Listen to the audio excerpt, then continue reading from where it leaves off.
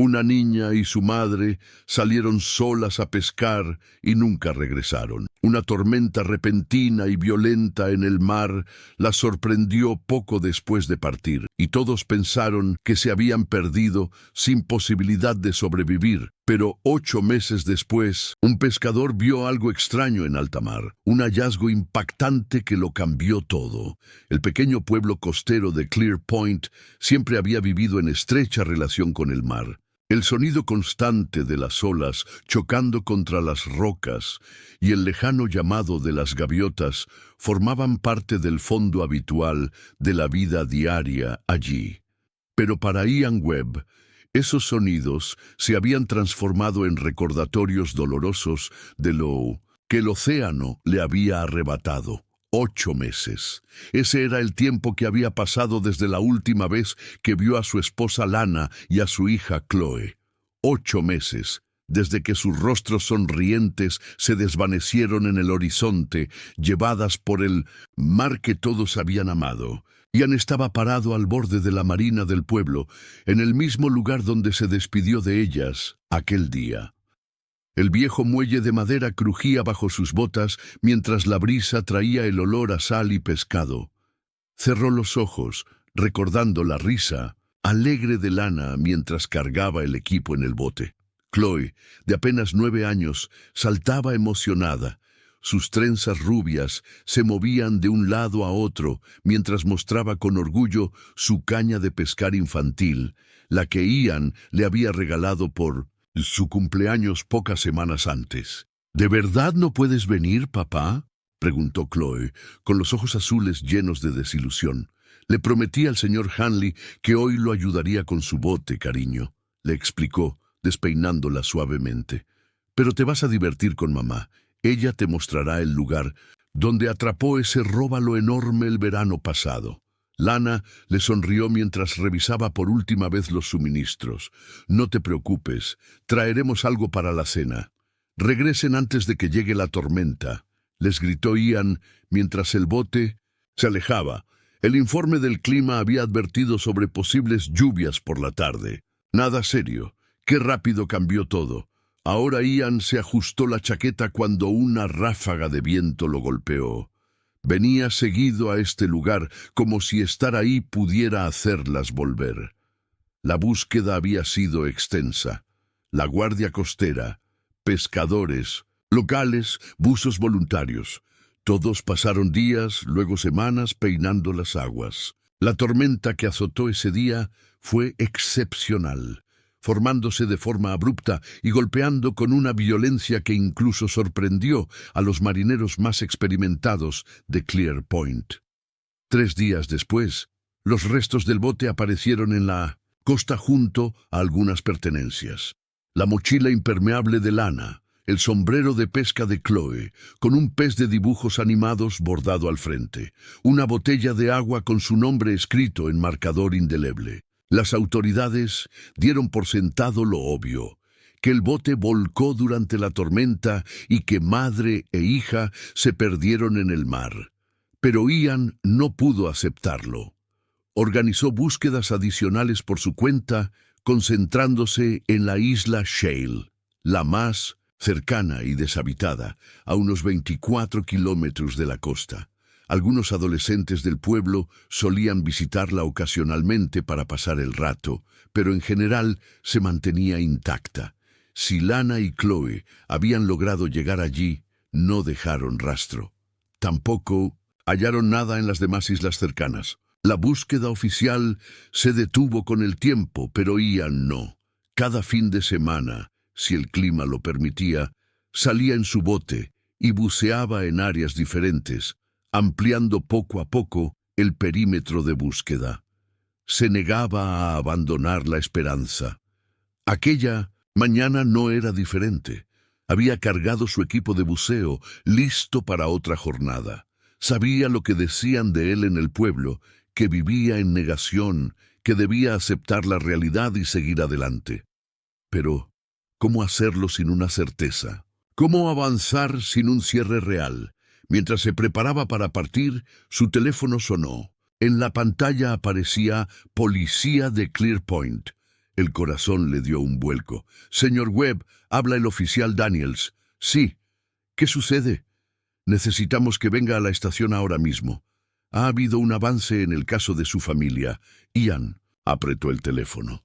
«¿Qué tipo de avance?» «Un pescador local vino con información. Es mejor si lo discutimos en persona.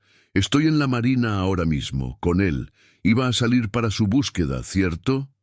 «Sí. Entonces lo esperamos aquí». Después de colgar, Ian descargó rápidamente su equipo y lo volvió a guardar en su auto. Temblaba mientras se quitaba el traje de buceo para ponerse ropa normal.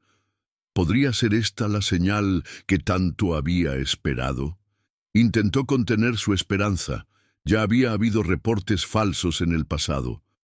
Pero algo era distinto esta vez. Llegó a la comisaría en menos de 10 minutos. Era un edificio modesto con solo 5 agentes encargados de todo, desde disputas menores hasta emergencias marítimas.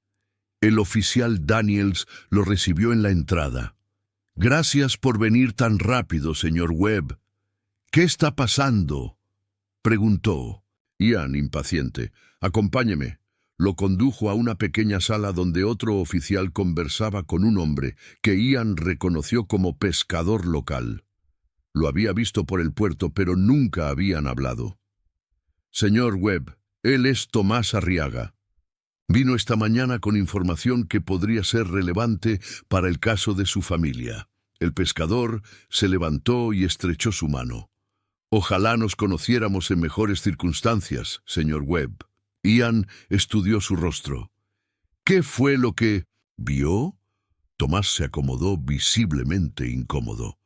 «Salí temprano esta mañana hacia la isla Drake. Llevo suministros a la estación de investigación marina que hay allí. En mi ruta de regreso pasé por el antiguo canal de navegación cerca del faro abandonado de North Spire.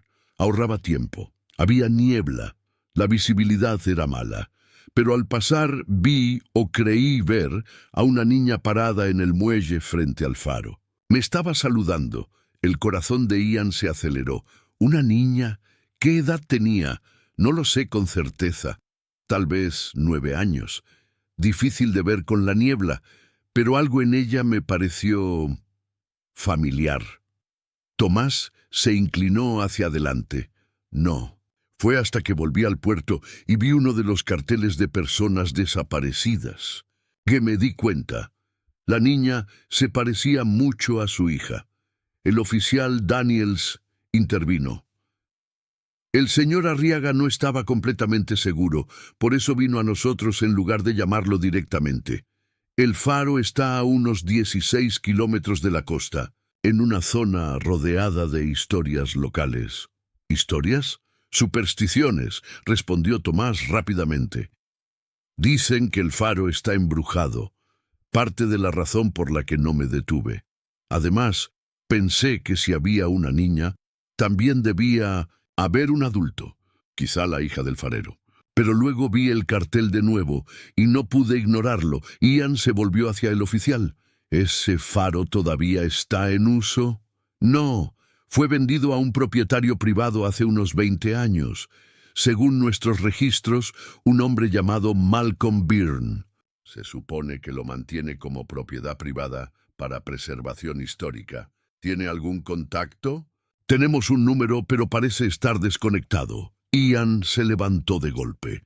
Tenemos que revisar el faro. Señor Webb, empezó Daniels, pero Tomás interrumpió. El clima está despejado. Puedo guiarlos hasta allí con mi bote. El oficial suspiró y asintió.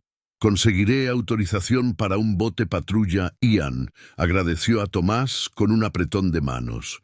Gracias por no ignorarlo. Espero que lleve a algo bueno. Señor Webb, de verdad lo espero. En menos de una hora, Ian se encontraba a bordo de un bote patrulla junto a Tomás y 2 oficiales, dirigiéndose hacia el faro de North Spire. Mientras dejaban atrás el puerto, Ian no podía apartar la vista del horizonte, donde pronto la silueta del faro aparecería. Después de 8 meses de búsqueda, ¿era posible que la respuesta hubiera estado allí todo ese tiempo? en un faro supuestamente abandonado. Intentaba contener su esperanza, pero a medida que el bote cortaba las olas, Ian sintió algo que no había sentido en mucho tiempo, la posibilidad de que aquella pesadilla finalmente estuviera llegando a su fin. El bote patrulla se acercó al faro poco después del mediodía. La estructura se alzaba imponente desde una formación rocosa en medio del mar, una columna gris contra el cielo azul. Construido en 1911, había soportado décadas de tormentas antes de ser retirado del servicio. Mientras se acercaban, los ojos de Ian se fijaron en un bote de madera destrozado, varado entre las rocas cerca del muelle del faro. El casco estaba tan dañado que era inutilizable, pero su presencia confirmaba que alguien había estado allí. «Eso no estaba ahí la última vez que pasé», murmuró Tomás, señalando el bote. El oficial Carter, el más experimentado del grupo, dirigió su embarcación junto al muelle de concreto y la aseguró. «Todos atentos, no sabemos qué nos espera». Los 4 hombres desembarcaron. El muelle estaba desgastado, pero era firme. Ian contuvo la respiración al acercarse a la puerta metálica del faro. Carter golpeó con fuerza. El sonido resonó por todo el lugar. «Policía, ¿hay alguien ahí?» No hubo respuesta. Tras varios intentos más, Carter probó la manija. Cerrada. Tomás intervino. «La niña que vi estaba justo aquí, saludando desde el muelle», dijo, señalando el lugar exacto. «¿Está seguro que no fue solo la niebla o un efecto óptico?», preguntó Carter escéptico. Tomás negó con firmeza. «Vi a alguien». Ian se acercó al borde del muelle, observando el bote destruido. Era pequeño, el tipo que se usa para excursiones breves, no para pesca. El casco estaba gravemente dañado, como si hubiese sido golpeado por rocas o atrapado en una tormenta. «Este bote», dijo en voz baja, «pudo haber estado a la deriva durante meses antes de terminar aquí». Mientras decidían qué hacer, un sonido rompió el silencio, un motor acercándose. Se giraron para ver una embarcación moderna viniendo desde tierra firme. El hombre al mando parecía sorprendido al verlos. Era mayor, de unos 60 años, piel curtida y cabello blanco. Se acercó. Con cautela apagó el motor y llamó desde su bote. «¿Puedo ayudarlos, señores?» El oficial Carter mostró su placa. «Policía costera». «¿Es usted Malcolm Byrne?» El hombre frunció el ceño ligeramente. «Lo soy». «Esta es mi propiedad. ¿A qué se debe la visita?» «Recibimos un informe de que un menor fue visto esta mañana en el faro. Venimos a investigar». La expresión de Malcolm apenas cambió. «¿Un menor aquí?» Soltó una breve risa. «Bueno, eso explica su visita». «¿Puede explicarnos usted este reporte, señor Byrne?», intervino Daniels. Malcolm pareció pensarlo un momento. «Estuve aquí esta mañana con mi sobrina. Vine a recoger unas pertenencias guardadas en el faro. Supongo que fue a ella a quien vieron». Ian sintió su esperanza apagarse de golpe, aunque algo en el comportamiento del hombre lo mantuvo en alerta. «¿Le importaría mostrarnos una foto de ella?», preguntó Carter. La postura de Malcolm se tensó. «¿Para qué? No aprecio que se cuestione a mi familia». «Es procedimiento estándar», dijo Carter, manteniendo un tono tranquilo. «Nada personal». Malcolm sacó su teléfono a regañadientes. Deslizó unas imágenes y les mostró brevemente la foto de una niña rubia, de cabello corto, antes de guardarlo rápidamente. ¿Satisfechos? Carter se volvió hacia Tomás. ¿Podría ser esta la niña que vio? Tomás observó la imagen y luego asintió lentamente. Podría ser. Se parece lo suficiente. Había niebla y no estaba tan cerca. Ian dio un paso al frente, sin poder contenerse. «Pero dijiste que se parecía a mi hija, que la reconociste por el cartel». Tomás vaciló. No estaba seguro de lo que vi, pero sí se parecía a la niña del cartel. Una chaqueta roja. El cabello era corto. No pude ver más. El oficial Carter se volvió hacia Ian. Señor Webb, entendemos su decepción, pero las probabilidades de que su hija haya estado aquí sola durante 8 meses, Ian asintió mecánicamente. No podía aceptarlo, pero tampoco tenía cómo rebatirlo. Malcolm lo observaba con una expresión neutral. Todo esto era porque pensaban que mi sobrina era su hija desaparecida. Nadie intenta llevarse a nadie, intervino Daniels. Bueno, si ya terminaron, dijo Malcolm impaciente. El faro no está en las mejores condiciones, pero si quieren revisarlo, adelante. Sacó unas llaves de su chaqueta y abrió la puerta. El interior era sencillo, con una sala básica, una escalera de caracol y una puerta que parecía conducir al sótano. Pueden mirar, pero no toquen nada. Tomás prefirió esperar afuera. Ian, los oficiales y Malcolm entraron. El faro olía a humedad y parecía poco usado, pero Ian notó que algunas superficies estaban libres de polvo. Al ver la puerta del sótano, Carter preguntó, ¿qué hay abajo? Solo cosas viejas. Equipo, muebles, cajas. ¿Podemos verlo? Malcolm dudó, pero accedió. Bajaron por una escalera corta. El sótano estaba débilmente iluminado por una bombilla desnuda. Había herramientas, muebles cubiertos con lonas y varios artículos almacenados. Ian notó cómo Malcolm se paraba delante de un viejo gabinete de madera, casi protegiéndolo. ¿Qué hay en ese gabinete? Cosas personales, recuerdos, nada. De interés, respondió Malcolm con frialdad. Los oficiales no vieron nada inusual a simple vista. Parecía una simple área de almacenamiento. Malcolm se ofreció a acompañarlos de regreso a la superficie. Pero justo cuando se alejaba del gabinete, Ian notó algo a través de una rendija. Un sombrero color claro que le resultó muy familiar. Cerca del gabinete, apoyadas en la pared y medio cubiertas por una lona, había 2 cañas de pescar, una de adulto y otra más pequeña. Las reconoció de inmediato. Esas cañas, dijo Ian, tenso, se ven exactamente como las que tenían. Mi esposa y mi hija. Son mías, respondió Malcolm ahora visiblemente molesto. De mi difunta hija. Nadie las toca, por eso están aquí. ¿Y el sombrero que está en el gabinete?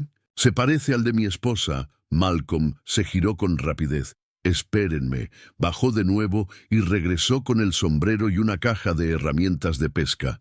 Encontré esto hace meses, arrastrado por la marea. Si es suyo, tómelo. No lo necesito. Ian lo tomó. Era el de lana, sin duda, color crema con los pequeños bordados que ella misma le había hecho. Y esta caja es igual a la que usaba mi esposa. Es mía. Es una marca común, respondió Malcolm rápidamente. Mi padre me la dio. Subieron a revisar la parte superior del faro, pero no encontraron nada más relevante. Afuera, Ian sostenía el sombrero, de lana con manos temblorosas. Lo había encontrado allí.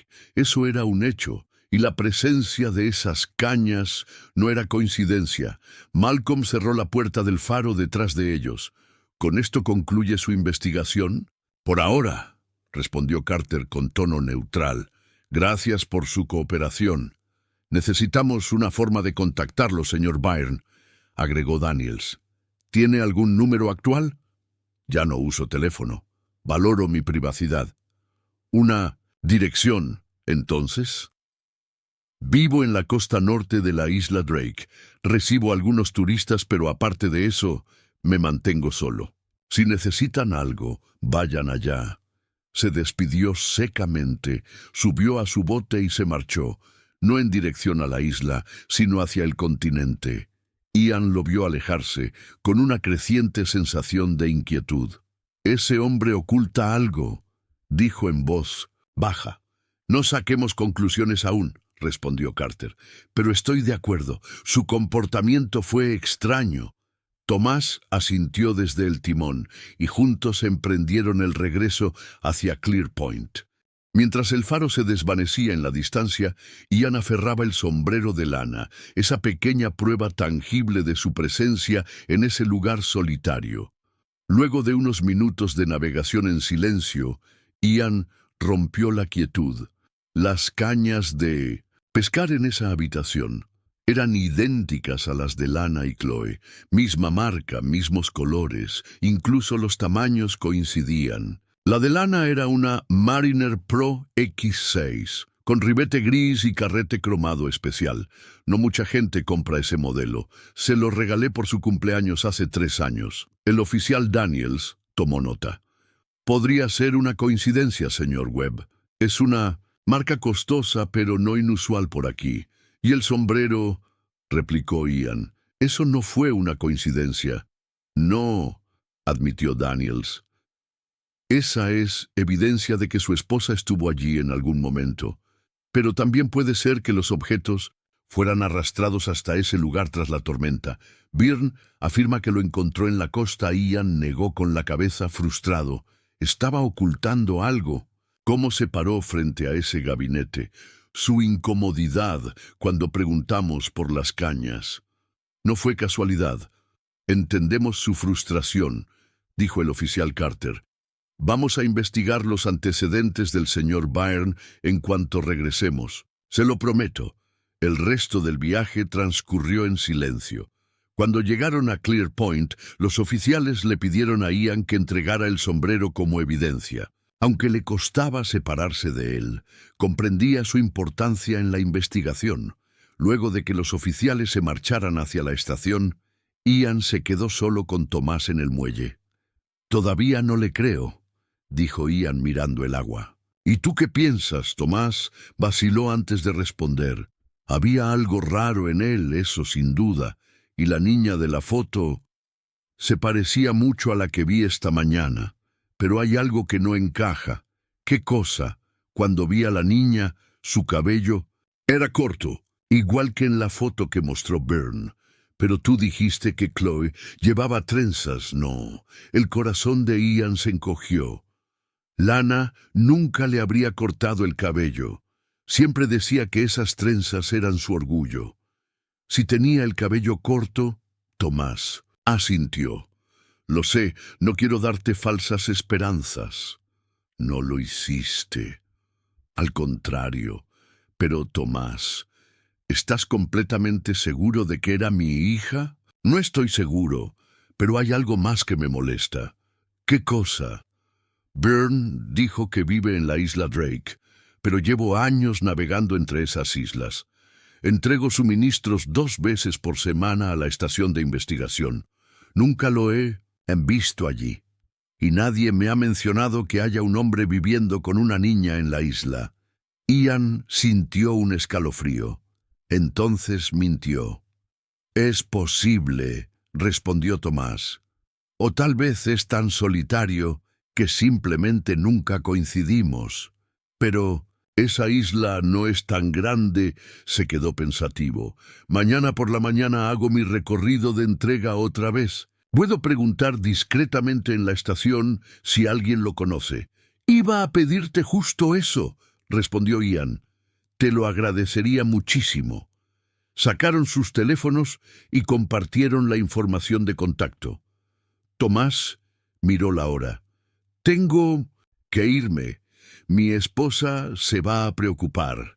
«Gracias por todo», dijo Ian, extendiendo la mano. Tomás la estrechó firmemente. «Espero que encontremos la verdad, sea cual sea».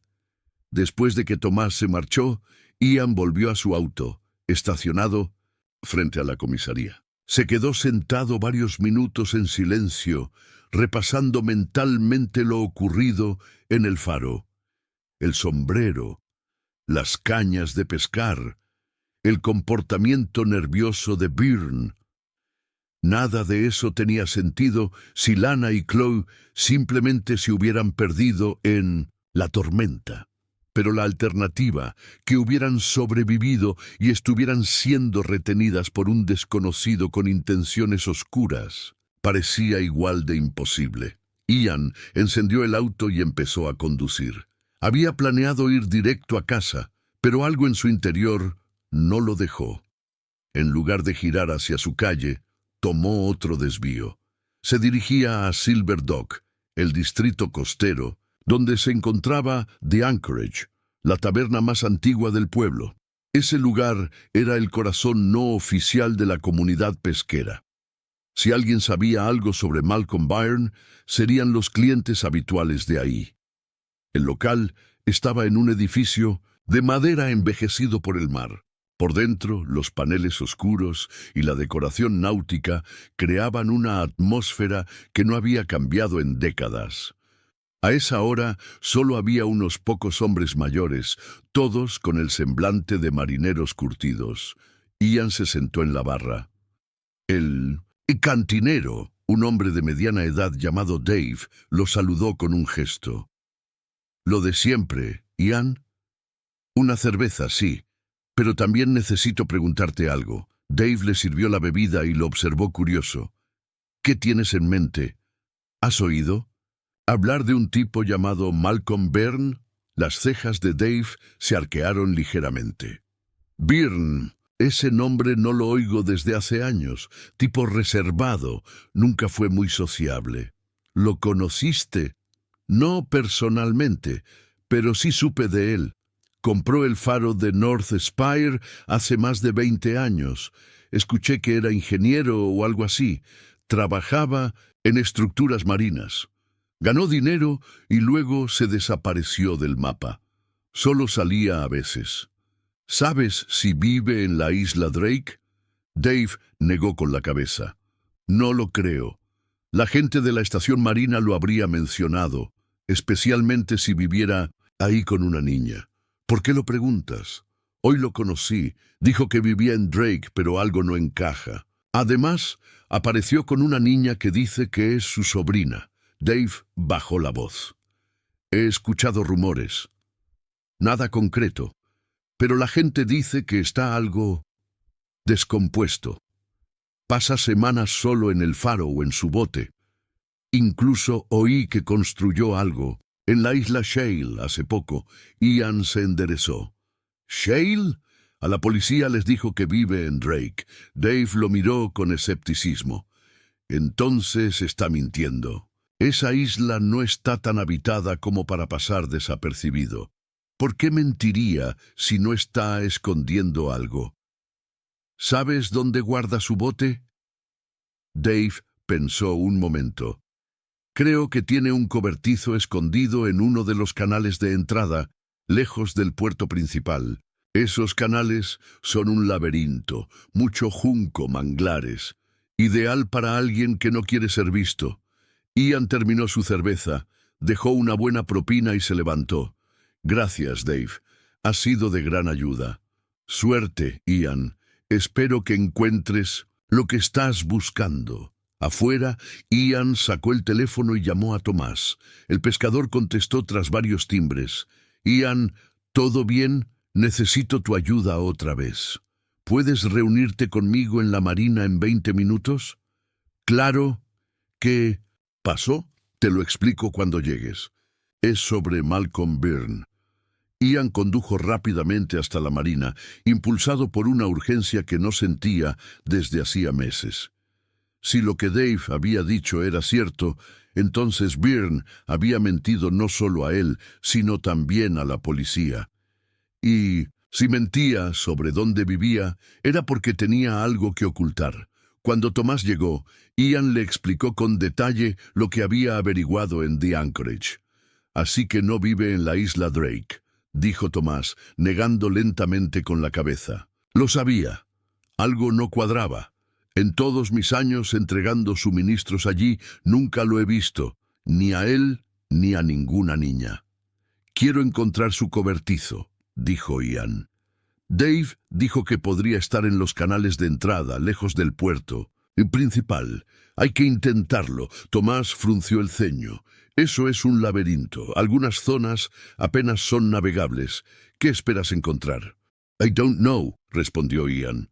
Pero ese hombre está ocultando algo. Tenía el sombrero de lana, y estoy casi seguro de que esas cañas de pescar eran de Lana y Chloe.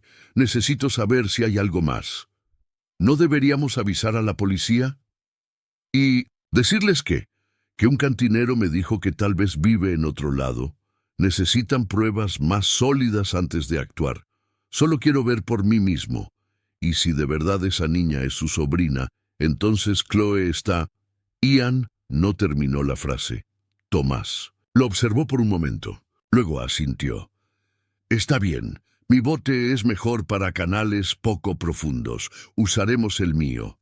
Subieron al bote de Tomás, una embarcación fuerte, diseñada para aguas costeras. Mientras se alejaban del muelle, el sol de la tarde proyectaba largas sombras sobre la superficie del mar. El puerto principal todavía estaba lleno de actividad, con barcos de pesca regresando de la jornada. Pero al tomar el desvío hacia los canales, todo se volvió más silencioso. Los canales eran estrechos, rodeados por juncos altos y árboles entrelazados.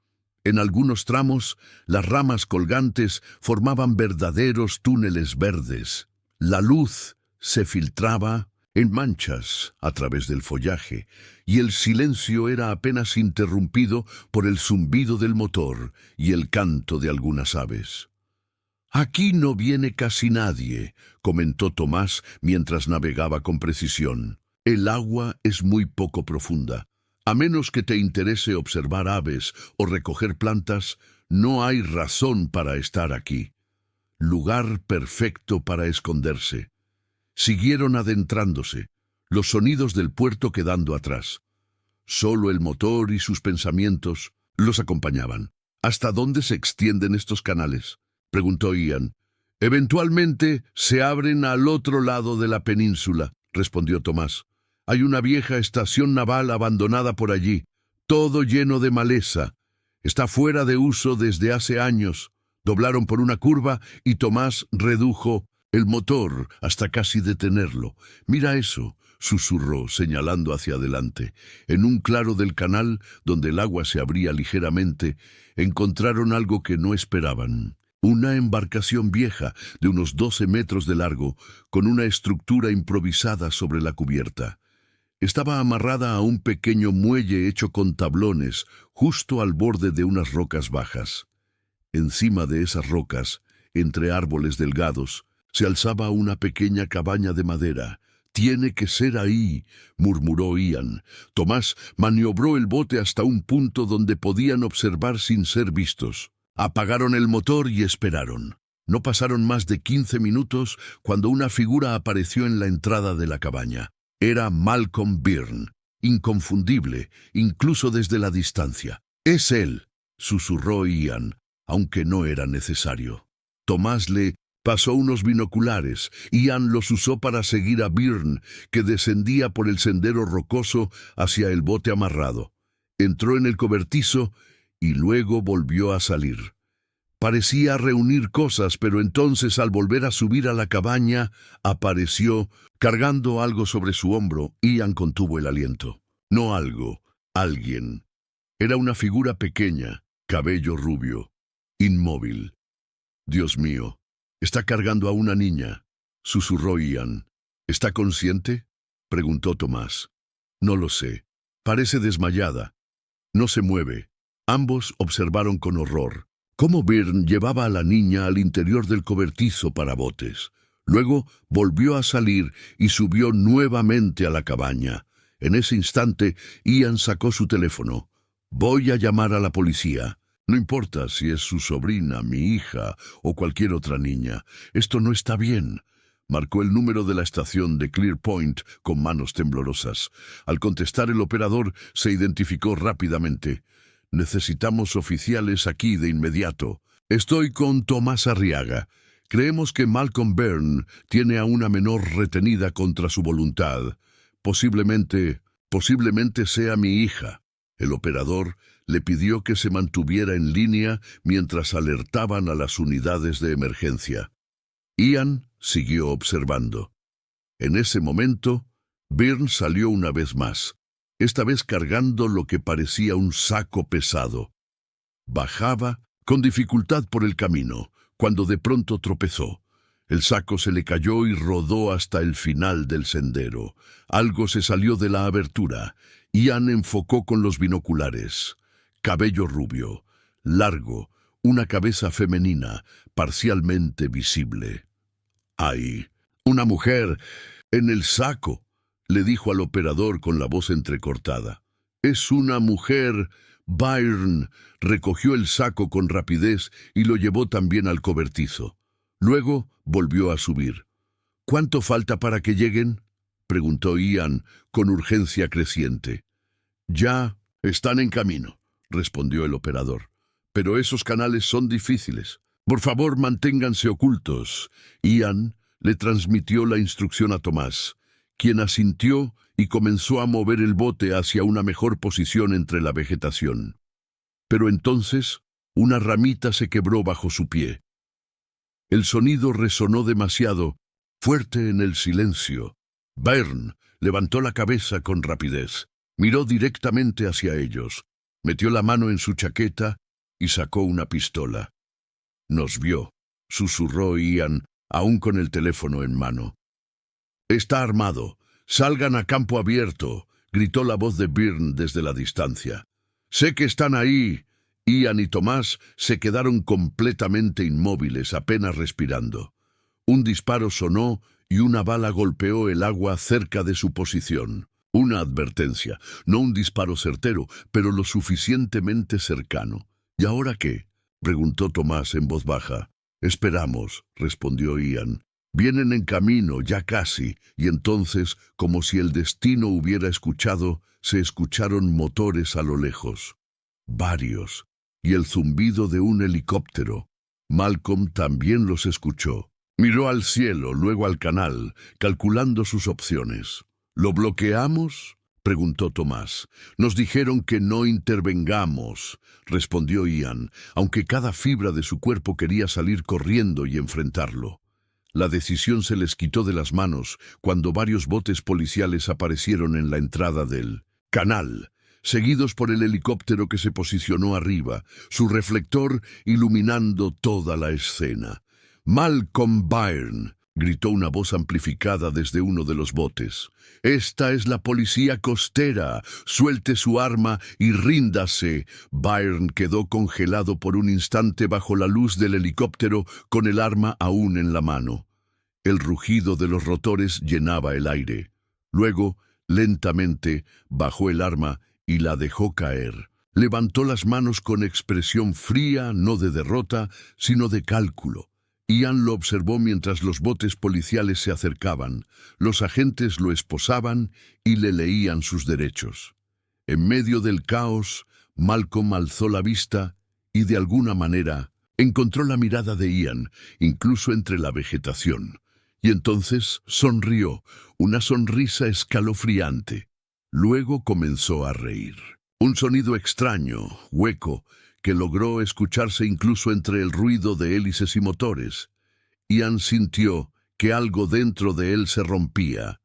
Mientras un bote policial se alejaba llevando a Malcolm Byrne bajo custodia, otro se dirigió hacia donde Ian y Tomás seguían ocultos. «Señor Webb, señor Arriaga», llamó un oficial. «Ya es seguro salir». Navegaron hasta el canal abierto, donde los agentes los guiaron hacia el muelle junto al cobertizo para botes de Byrne. Allí, varios botes más habían llegado, junto con personal médico de emergencia. «¿Es ella? ¿Es Chloe?», preguntó Ian, desesperado, mientras amarraban el bote. «Todavía estamos evaluando la situación», respondió el oficial. «Por favor, permanezca aquí un momento». Ian observó con el corazón en suspenso cómo los oficiales y paramédicos entraban al cobertizo. Los minutos pasaron lentos, pesados.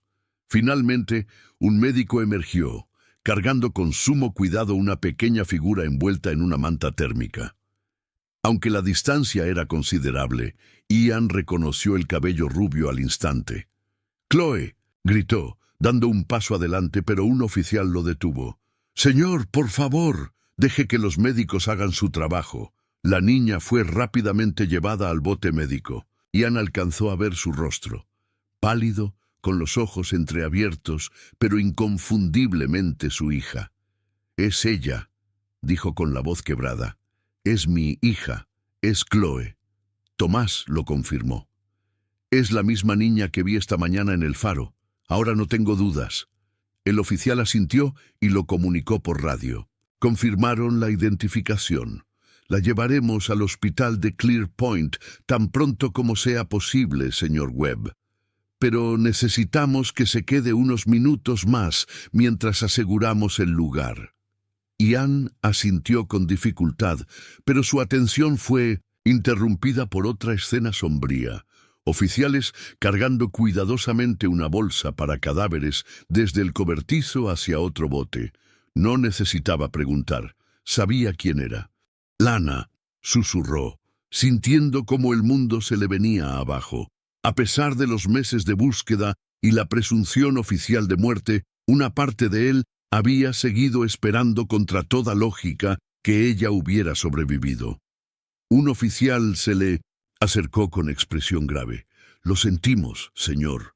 Necesitaremos una identificación formal, pero por la descripción y las circunstancias». Ian asintió, entumecido. «Entiendo. Hay más», dijo el oficial. «Necesita estar preparado. Lo que encontramos es profundamente perturbador». «¿Qué quiere decir? ¿Qué le hizo a mi esposa?» El oficial abrió ligeramente la bolsa para mostrarle. Ian contuvo la respiración al ver el cuerpo dentro. Lo que Malcolm había hecho era algo que ningún esposo, ningún ser humano, debería tener que presenciar. El cuerpo de Lana había sido desfigurado, alterado más allá de todo reconocimiento. Un grito silencioso se atoró en la garganta de Ian, cayendo de rodillas mientras las lágrimas comenzaban a caer sin freno. La rabia, el dolor y la incredulidad lo aplastaron, dejándolo apenas capaz de respirar. Cada músculo de su cuerpo temblaba. Sus puños se cerraban sin control. Antes de que pudiera asimilar lo que acababa de ver, se oyeron voces urgentes desde el cobertizo. Los oficiales salían cargando 2 grandes cajas refrigeradoras, las mismas que había visto a Byrne transportar antes. «¿Qué hay en esas?», preguntó Tomás, su voz tensa. «Evidencia», respondió un agente sombrío. «Evidencia altamente perturbadora, señor. Es todo lo que podemos decir por ahora». Más oficiales emergieron de la cabaña en lo alto. Llevaban varias bolsas con artículos incautados. Uno sostenía lo que parecía un álbum. Otros traían contenedores más pequeños y la caja de herramientas que Ian había reconocido en el faro. Su estómago se revolvió. ¿Qué podría contener esa caja? ¿Podía haber algo peor que lo que ya había visto? «Sabemos que está en estado de shock, señor Webb», dijo el agente, «pero necesitamos llevarlo de regreso a la estación. Necesito ir con Chloe. Me necesita. Está siendo trasladada directamente al Hospital Memorial de Clear Point. Están equipados para atenderla. Lo prometo. La verá pronto. Pero necesitamos su declaración mientras los hechos aún están frescos». Ian aceptó, aunque le costara. Mientras lo escoltaban al bote que lo llevaría de regreso, lanzó una última mirada al cobertizo, al muelle, a la cabaña entre las rocas. ¿Qué horrores habían soportado Lana y Chloe en ese lugar?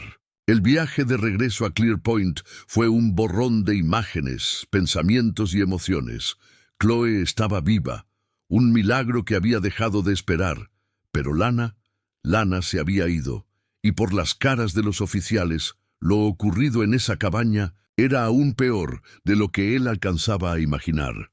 Al llegar a la estación, Ian y Tomás fueron separados para dar sus declaraciones por separado. Ian necesitó unos minutos para recomponerse antes de comenzar a narrar, paso por paso, cada detalle desde que Tomás avistó a la niña esa mañana hasta que descubrieron el escondite de Byrne. Describió las cañas de pescar, el sombrero, la caja de herramientas. No dejó nada fuera. Cuando terminó, preguntó lo que más temía. No entiendo. ¿Por qué? ¿Por qué las tomaría? ¿Por qué mantener a Chloe viva? La detective asignada, una mujer de semblante serio llamada Rivera, cerró su libreta de notas y se inclinó hacia él. Hemos estado procesando la evidencia del cobertizo y la cabaña, dijo con voz medida. Lo que encontramos, señor Webb, es profundamente perturbador. Necesito prepararlo para lo que va a escuchar. Ian tragó saliva. Dígame todo. Comenzaremos por las 2 cajas refrigeradoras. Contenían restos humanos preservados, partes de múltiples víctimas, almacenadas en frascos de vidrio, cada uno etiquetado con fecha y nombre. El rostro de Ian se tornó gris. La caja de herramientas contenía los instrumentos usados para los procedimientos. Como vio en el caso de su esposa, Malcolm aún no había terminado con ella. Rivera hizo una pausa. También había pequeños bloques de resina. Dentro de ellos, objetos personales, retazos de tela, mechones de cabello. Uno de ellos contenía lo que parecen ser las trenzas de su hija. Ian apretó los puños hasta que le dolieron las manos. ¿Trofeos? No exactamente. Según sus diarios, él los consideraba preservaciones, tributos, como los llama. Estaba obsesionado con detener el tiempo, con congelar lo que consideraba un vínculo materno perfecto. ¿Encontraron sus diarios? Sí, y un álbum de fotos, en la cabaña. El álbum está lleno de imágenes escenificadas. Malcolm posaba con sus víctimas, las vestía, las acomodaba, como si fueran parte de su familia. Ian se cubrió el rostro con ambas manos. No lo entiendo. ¿Qué clase de persona? Según nuestro psiquiatra forense, no se trataba de una motivación sexual, aclaró Rivera, anticipándose a su temor. Su fijación era la preservación. Escribía que quería proteger a las madres y a sus hijas del caos del tiempo. ¿Quién es este hombre? Estamos construyendo su perfil. Malcolm Byrne fue un ingeniero naval muy respetado, especialista en estructuras marinas. Hace 15 años perdió a su esposa y a su hija pequeña en un accidente de ferry. Un ferry que él mismo ayudó a diseñar. La culpa lo destruyó. Se retiró, usó su indemnización para comprar el faro y desapareció. Ian intentó procesarlo. Así que estaba tratando de reemplazar a su familia. No reemplazarlas exactamente, dijo Rivera. Más bien reconstruir su familia ideal a través de otras. En sus escritos repite que quería salvarlas, mantenerlas intactas para siempre. Lana y Chloe. ¿Qué les pasó? Rivera hojeó sus notas. Según el diario, Lana y Chloe fueron atrapadas por la tormenta hace 8 meses. Su bote estaba hundiéndose cuando llegaron al faro. Byrne las vio, las ayudó a atracar y les ofreció refugio. Prometió pedir ayuda por radio cuando la tormenta pasara, pero nunca lo hizo. ¿Qué pasó después? Lana empezó a sospechar al ver que no usaba la radio.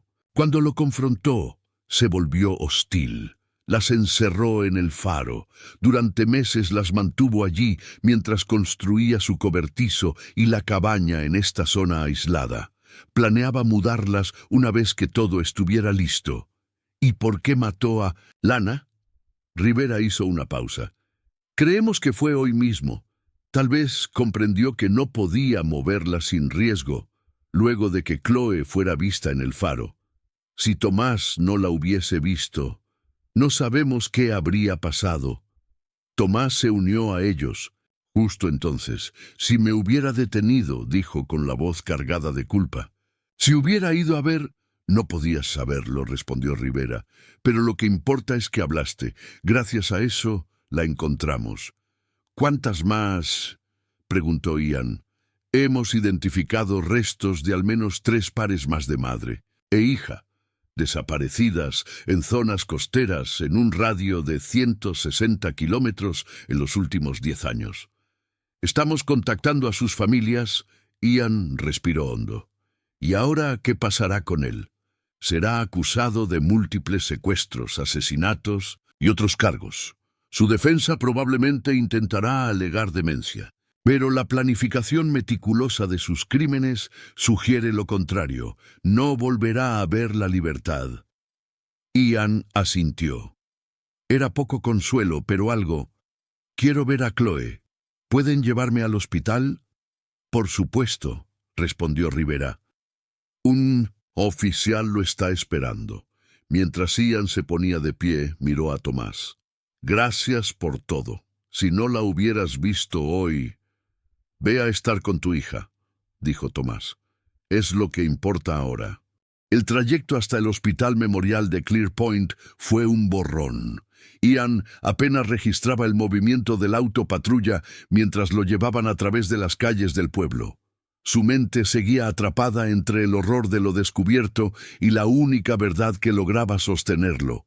Chloe estaba viva. Al llegar, fue conducido directamente al área de urgencias, donde un médico lo esperaba en una sala privada. «Señor Webb», dijo el doctor Patel, «he estado supervisando la atención inicial de su hija». Ian se adelantó. La voz apenas le salía. «¿Cómo está?» «Físicamente está estable. Considerando las circunstancias, es sorprendente. Estaba sedada cuando llegó, pero los efectos están comenzando a disiparse. Presenta signos de desnutrición y una leve infección respiratoria, probablemente producto de exposición prolongada a condiciones húmedas. ¿Se recuperará por completo? Desde el punto de vista físico, sí, con el tratamiento adecuado, nutrición y descanso. No veo razones para que no lo haga. Necesitará unos días en observación, pero su cuerpo está respondiendo bien». Ian tragó saliva.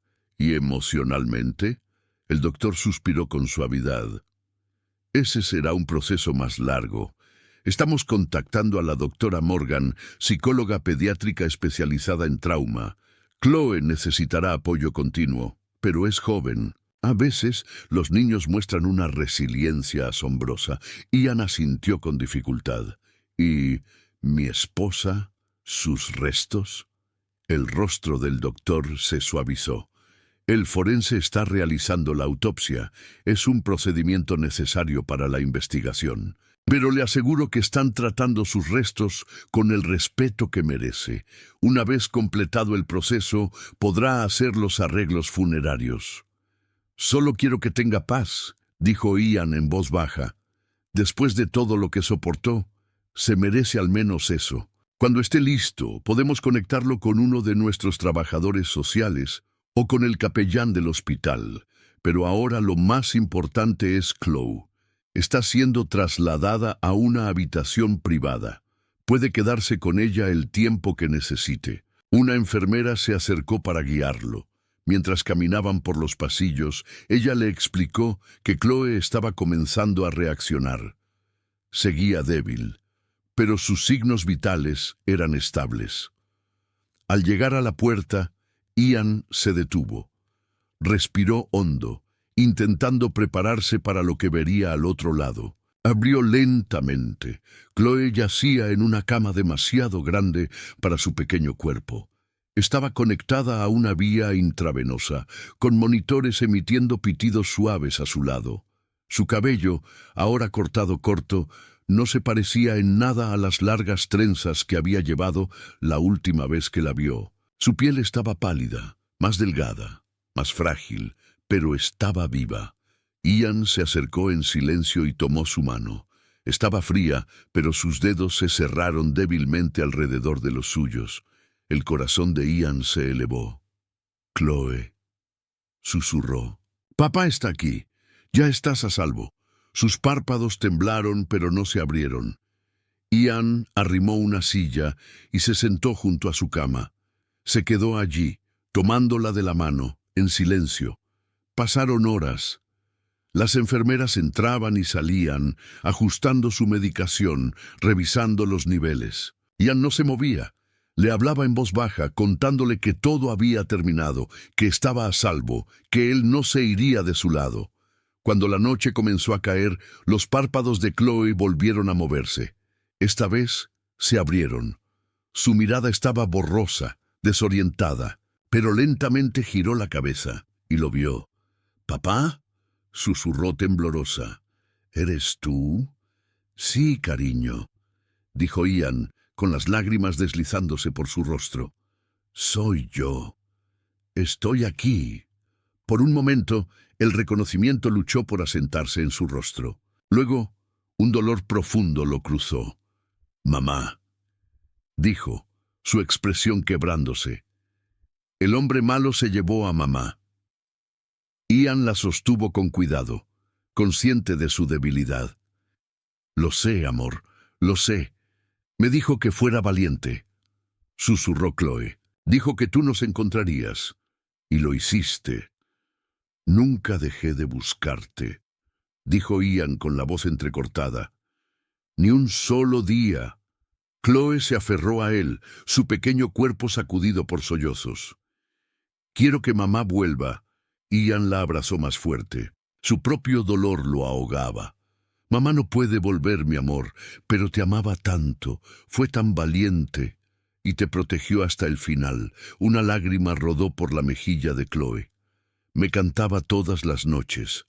Ian le secó la lágrima con el pulgar. «Eso suena exactamente como ella». La sostuvo mientras Chloe lloraba, su pequeño cuerpo temblando, y él también lloró. No solo por Lana, sino por todo lo que habían perdido, por todo lo que Chloe había soportado y por lo que vendría después. Sabía que el camino sería difícil.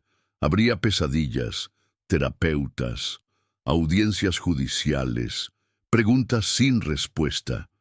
Pero su hija estaba viva. Contra todo pronóstico, seguía allí. A través de la ventana de la habitación, los primeros rayos del amanecer iluminaban el cuarto. Afuera, el océano se extendía hasta donde alcanzaba la vista, el mismo océano que les había quitado tanto, pero que, de una forma retorcida, también los había llevado de regreso a ella. Padre e hija permanecieron abrazados, juntos en el dolor, unidos en la reconstrucción. La pérdida de Lana seguiría marcándolos para siempre, pero ahora juntos honrarían su memoria.